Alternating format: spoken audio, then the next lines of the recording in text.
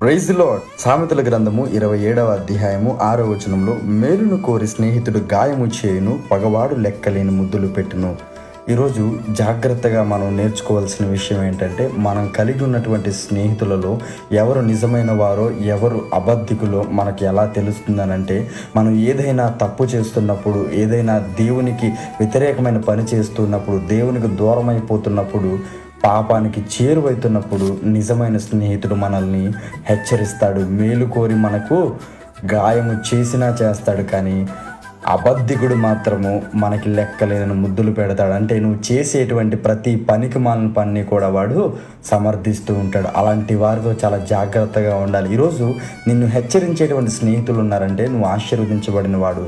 అలా కాకుండా నువ్వు చేసే ప్రతి పనిని వారు సమర్థిస్తున్నారంటే అటువంటి వారికి దూరంగా ఉండాలని ప్రభు పేరిట తెలియజేస్తాను. ఈరోజు ఎలాంటి స్నేహితులు